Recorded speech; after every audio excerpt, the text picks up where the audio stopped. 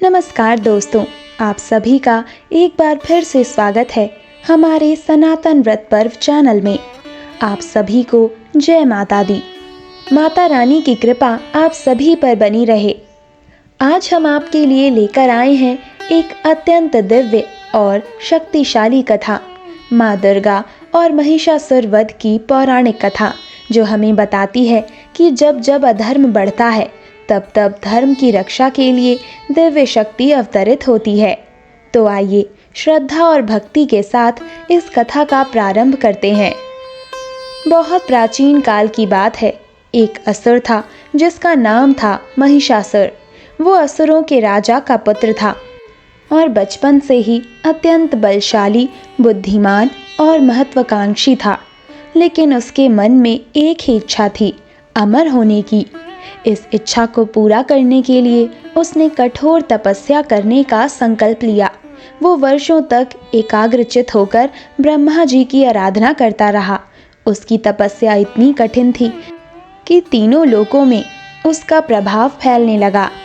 आखिरकार उसकी तपस्या से प्रसन्न होकर ब्रह्मा जी उसके सामने प्रकट हुए और बोले, वत्स, मैं तुम्हारी तपस्या से प्रसन्न हूँ, वर मांगो। महिषासुर ने तुरंत कहा, प्रभु, मुझे अमर होने का वरदान दीजिए। ब्रह्मा जी मुस्कुराए और बोले, ये संभव नहीं है। जो जन्म लेता है उसकी मृत्यु निश्चित है। ये सुनकर महिषासुर कुछ देर सोच में पड़ गया। फिर उसने चालाकी से कहा, तो मुझे ऐसा वरदान दीजिए कि मेरी मृत्यु केवल किसी स्त्री के हाथों ही हो। देवता, दानव या मनुष्य कोई भी मेरा वध ना कर सके। ब्रह्मा जी ने तथास्तु कहकर उसे ये वरदान दे दिया। अब क्या था, वरदान मिलते ही महिषासुर के भीतर अहंकार भर गया। उसे लगा कि अब उसे कोई नहीं मार सकता, क्योंकि वो किसी स्त्री को अपने बराबर समझता ही नहीं था। धीरे धीरे उसका अत्याचार बढ़ने लगा। उसने अपनी विशाल सेना के साथ पृथ्वी लोक पर आक्रमण कर दिया। चारों ओर हाहाकार मच गया। फिर उसने पाताल लोक को भी अपने अधीन कर लिया। लेकिन उसका अहंकार यहीं नहीं रुका। उसने स्वर्ग लोक पर भी आक्रमण कर दिया और देवराज इंद्र को पराजित कर स्वर्ग पर अधिकार कर लिया। देवता भयभीत हो गए। वे सभी मिलकर ब्रह्मा, विष्णु और महेश त्रिदेव के पास पहुँचे और उनसे सहायता की प्रार्थना की। तब भगवान विष्णु ने कहा, इस असुर का अंत केवल एक स्त्री शक्ति ही कर सकती है। हमें मिलकर एक ऐसी दिव्य शक्ति का निर्माण करना होगा। तब सभी देवताओं ने अपने अपने तेज का अंश दिया। उनके तेज से एक अद्भुत, तेजस्वी और दिव्य रूप वाली देवी प्रकट हुई, माँ आदि शक्ति दुर्गा। उनकी आभा इतनी दिव्य थी कि सभी देवता उन्हें देखकर नतमस्तक हो गए। इसके बाद सभी देवताओं ने उन्हें अपने अपने अस्त्र शस्त्र भेंट किए। भगवान शिव ने त्रिशूल दिया, विष्णु जी ने चक्र, इंद्र ने वज्र और अन्य देवताओं ने भी अपने दिव्य आयुध अर्पित किए। माँ दुर्गा को सवारी के लिए सिंह प्रदान किया गया। अब देवी पूरी तरह युद्ध के लिए तैयार थी। जब महिषासुर ने देवी के सौंदर्य के बारे में सुना तो वो मोहित हो गया। उसने एक दूत के माध्यम से देवी के पास विवाह का प्रस्ताव भेजा।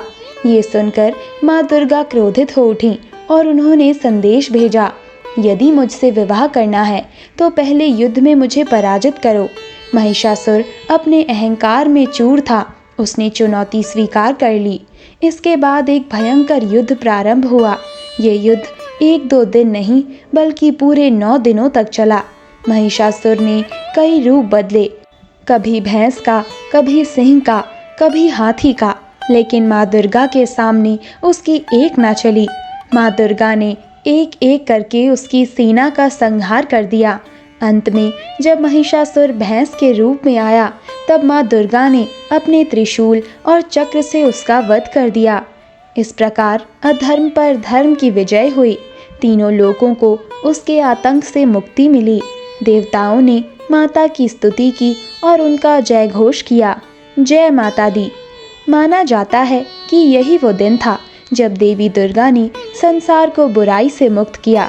इसी कारण हर वर्ष नवरात्रि और दुर्गा अष्टमी का पर्व बड़े ही श्रद्धा और भक्ति भाव से मनाया जाता है। मित्रों, इस कथा से हमें क्या शिक्षा मिलती है?